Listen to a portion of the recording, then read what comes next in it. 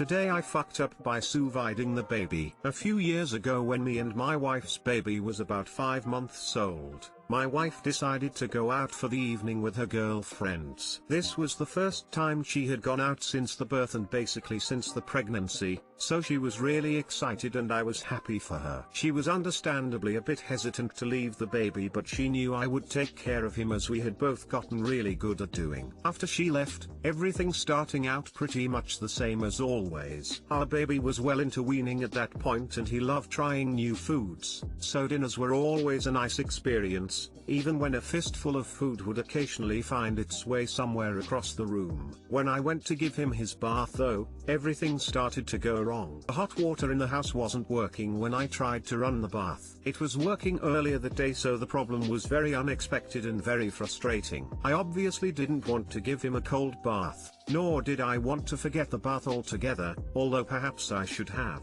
It was at that point I had what I still consider to be an amazing, genius idea: the sous vide machine. For anyone who doesn't know what a sous vide is, it's a kind of cooking machine that you place into a bath of water and it raises the temperature of the water to the exact temperature you want. He had gotten it as a gift several years before but barely ever used it, so perhaps now was the ideal opportunity. The sous vide came with a plastic water bath that was actually a perfect size for a baby, and so I filled it up with cold water and set the temperature to exactly 37.5 degrees Celsius. A few minutes later the temperature was just right, so I gave him his little pre-wash and then in the sous vide he went. He didn't seem to really notice or care about this new bath of his, and to be honest the only real difference I noticed was that he was now sploshing water around the kitchen instead of the bathroom. Seeing him in the sous vide was pretty cute though, I thought, so I decided to Snapchat a picture of it to my wife. She saw the picture of it pretty much instantly and replied normally with a bunch of laughing emojis. And that was it, just a cute little moment I thought. But apparently not. When my wife got home she was quite upset. I asked her what was wrong and she said that one of her friends had seen the picture I sent and started freaking out,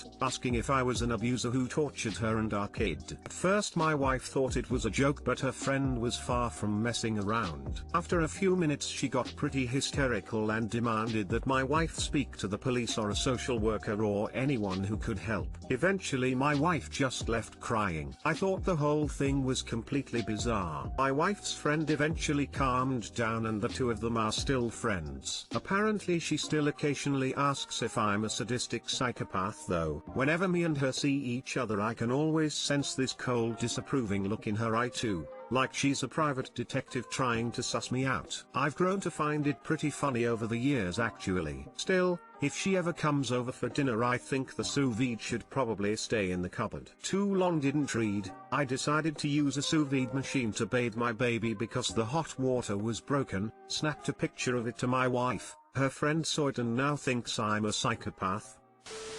Every time you see her just mention you are considering getting a hot tub and would she be interested in coming over to try it out. Just love the winter, don't you? It's a perfect soup season.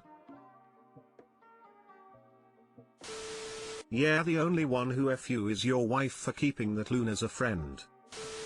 No, if she ever comes over for dinner, cook the dinner using the sous vide and leave it out in plain sight. And hide the child.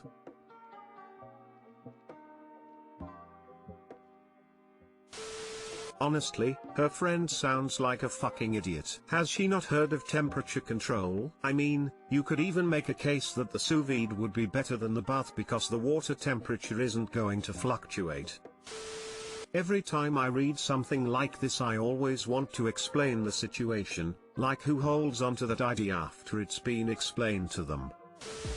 Today I fucked up by trying to make my son finish a bite of food. So, this just happened about 10 minutes ago. Sitting at the kitchen table eating lunch with my son, 2.5, and daughter, 4. We all had sandwiches. My son finished his and asked for another, and knowing he would take one bite and be done, I talked him into a bite of mine instead. It was the same turkey, salami, and cheese sandwich he had, except mine had mayonnaise. Dukes, of course. He started chewing and almost immediately mumbled through the bite that he didn't like it. I proceeded to tell him he needed to finish the bite. He tried to spit it out but I told him not to and he tried to continue chewing. Well, he legitimately legit didn't like it because he started gagging and proceeded to vomit on himself. One bath later and all is well, but instead of me teaching him a lesson, it feels more like he taught me one. Too long didn't read. 2-year-old son took a bite of my sandwich and didn't like it. Told him he had to finish the bite and he threw up. Edit, he asked for the same sandwich today,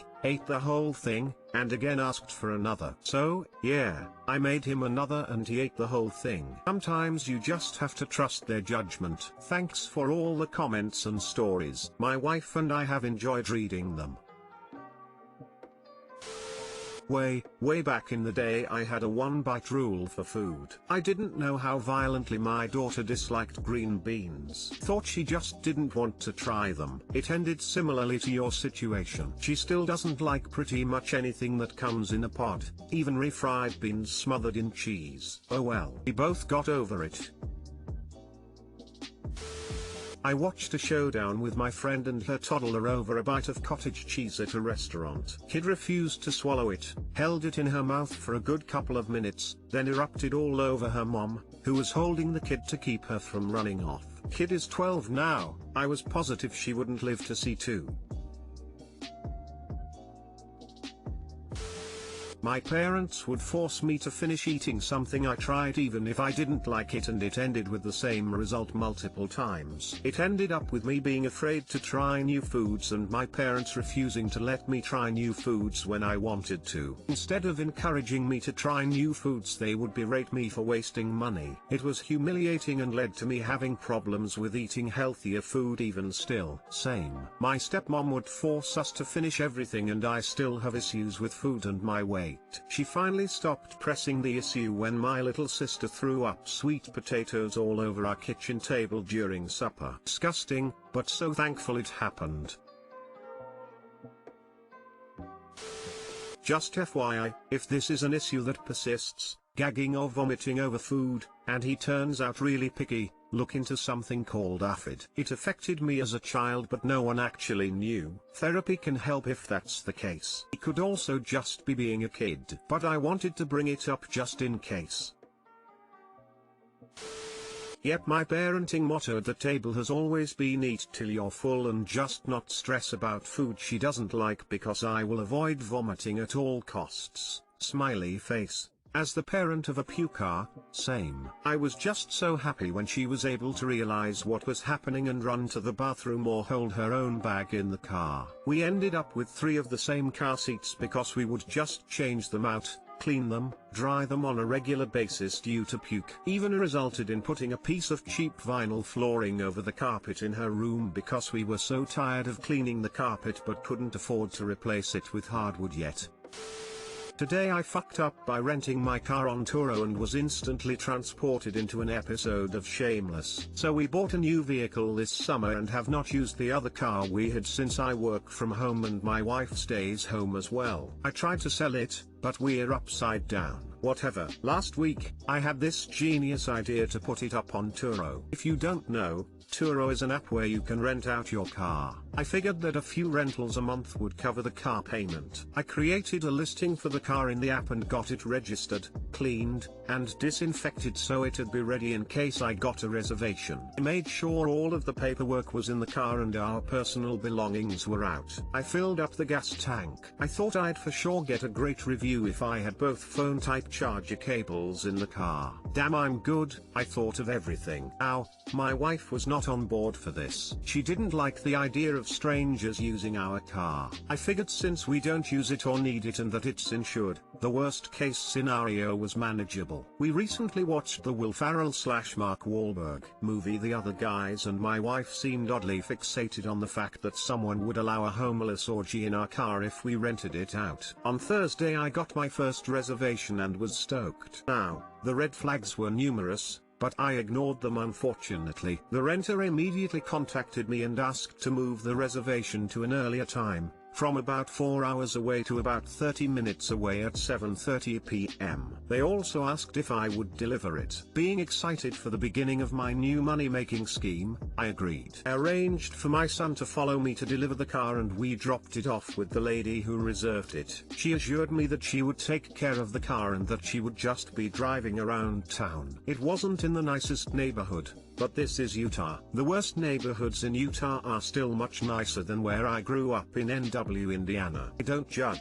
So, as my son and I began to drive home and joked about all the bad things that could happen, my wife calls and asks if I had seen the email from Turo. Obviously I had not checked my email while I was driving. She went on to tell me that Turo's verification team had sent an email saying that they had additional information that necessitated canceling the trip to ensure my safety and the car's safety. This email came 10 minutes after the revised trip start time. I wrote them back and let them know that I had already transferred the car and asked if I needed to do anything. They replied not to worry. The guest was just going through a routine check and that my earnings would not be affected and that no action was required in my part. Fast forward to 3:30 p.m. Friday. A knock on my door from a police officer. Great. Now I'd have to hear the dreaded "I told you so" from my wife. The officer asks if I own the car and proceeds to tell me that they arrested a wanted fugitive in it and I had to pick it up after they were done searching it. I've seen what they do to cars looking for drugs. It's not pretty. Once I got the call to go get it, the cop explained that nothing was broken,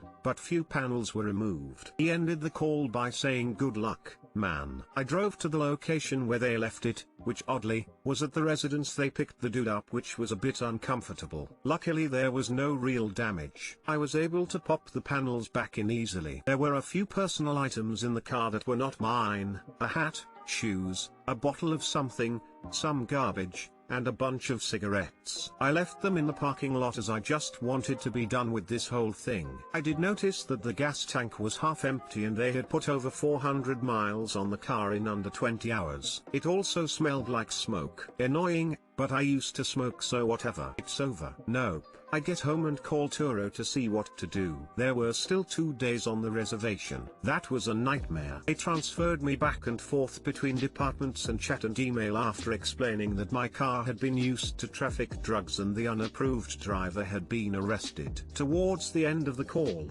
all I wanted was to ensure that the renter could not see my address and info, as I had no idea what was going on and who this wanted fugitive was. After 2 hours of this, someone finally assured me that the renter could not see my info. While I was on with Turo support, the lady who rented the car texted me and asked what was going on. I gave her a short version and she asked if I was bringing the car back. I declined. We went on a whole story about how someone she knows stole the car, and now she wants a refund. She put in for a change to the reservation for the 1 day. I accepted that. So now I got a whopping $31 for this, which doesn't cover the gas missing from the car and the several trips I made to deliver the car and to recover the car. Now she wants me to bring her the personal belongings that I left there. I said no and told her where I left them. I asked her if we could be done at this point. This morning I look at the app as they're sending me emails to finalize the trip. So I fill out the form marking $20 for gas and $50 for smoke damage on the reimbursement section. Then I get a call from the police telling me to come back down there to pick up the insurance card, registration, and keys. So I go down there again, and while I'm waiting for the officer to show up, she texts me again complaining about how I charged her an extra $80 and how she wants a refund. It's not her fault. I left her personal belongings in the road. Blah blah blah. The officer shows up and gives me my stuff. He then explains how the gentleman they arrested was the most wanted fugitive in the county. I asked if he just had a bag of weed or it was something more. The officer told me they found a lot, while his eyes got huge, of drugs, pipes, weapons, and stuff in my car. I then asked if I need worry about needles still being in my car. His response was, "Be careful." I get home and try to work out with the lady her refund. We came to the agreement that I should be compensated $110, $30 for the day rental, $20 for the gas, $50 for the smoke. She said Turo would be contacting me about the refund. I reiterated to them via email that she should be refunded anything beyond my $110 compensation. They refunded her out of my $110 compensation. So now I get a whopping $46.44 for all of this because their support is so incredibly incompetent. To boot, they sent an email finalizing the trip with a nice map of where my house is. They also have no regard for the personal safety of their hosts. Too long didn't read. I rented my car on Turo and it was used to traffic drugs. Turo support success. Edit, spelling.